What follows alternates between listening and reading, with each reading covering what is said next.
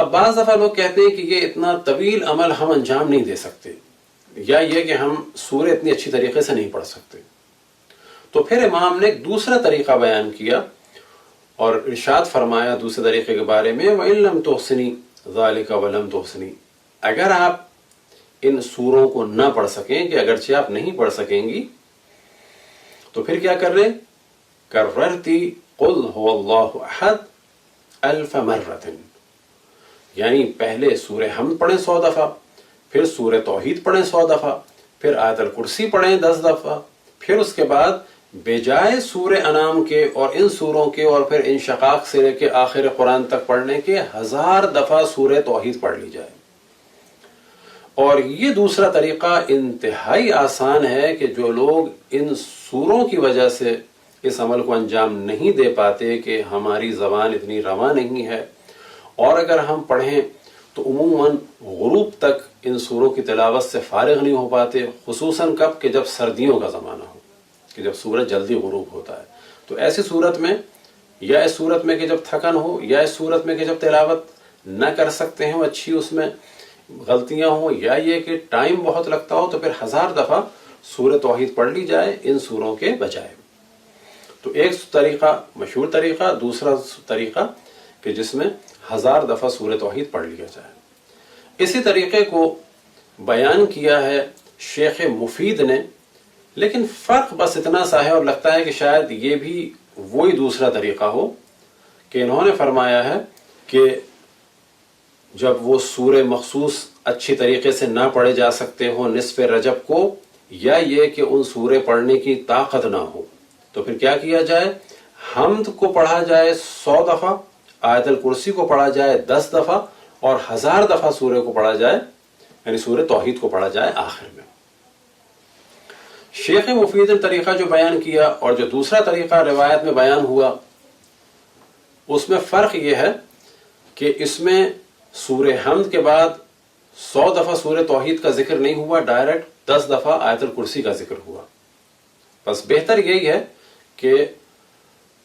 اگر کوئی پہلے طریقے کے مطابق عمل نہ کر سکے تو پھر وہ دوسرا طریقہ، یعنی 100 دفعہ سورہ حمد، 100 دفعہ سورہ توحید، پھر 10 دفعہ آیت الکرسی، اور پھر 1000 دفعہ سورہ توحید، یعنی 1100 ہو جائیں گی. شیخ مفید کے طریقے کے مطابق بس 1000 دفعہ سورہ توحید، اور جو سورہ حمد کے بعد 100 دفعہ توحید ہے اس کا ذکر نہیں ہے. اب ممکن ہو کہ کوئی اور روایت ہو جو ان کو ملی ہو، اور ممکن ہے کہ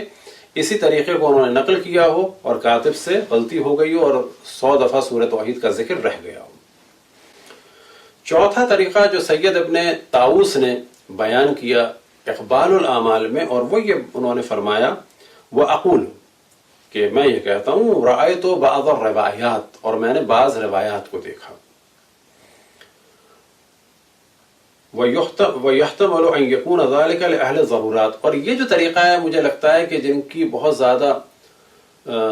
ضرورت ہو اور وہ نہ کر سکتے ہوں پورے عمل کو، یا یہ کہ وہ سفر میں ہوں، یا یہ کہ بہت زیادہ ان کی کوئی مشکل ہو، تو وہ کیا کریں؟ فیجزی ہے قرأت قل هو اللہ احد 100 مرۃ، کہ وہ نماز ظہر اثر کے بعد عمل ام داؤد کو اس طرح سے انجام دے دیں کہ پہلے وہ چیزیں پڑھیں، ان سوروں کے بجائے 100 دفعہ سورہ توحید پڑھ لیں. اب یہیں سے ایک جواب یہ مل جاتا ہے کہ اگر کوئی سفر میں بھی ہو تو اس عمل کو انجام دے سکتا ہے، اور سفر میں روزے نہیں رکھ سکتے. تو بس ایک سوال یہ پیدا ہوتا ہے کہ جو روزے نہ رکھ سکتا ہو وہ کیا کرے؟ بیمار ہے، عمر زیادہ ہو گئی ہے، اب وہ چاہتا ہے عمل کرے، تو وہ بھی ان تاریخوں میں، یعنی 15 رجب کو عمل ام داؤد کو انجام دے سکتا ہے، کیونکہ وہ روزے نہیں رکھ سکتا. وہ کہ اگر روزہ ہو تو یہ عمل بہت ہی بہتر ہے. لیکن کیونکہ یہاں پہ روایت سے استدلال ہوا کہ سفر میں اس عمل کو، یا جب مشکل ہو یا بہت کم وقت ہو، تو 100 دفعہ سورہ توحید پڑھ کے بھی انجام دیا جا سکتا ہے،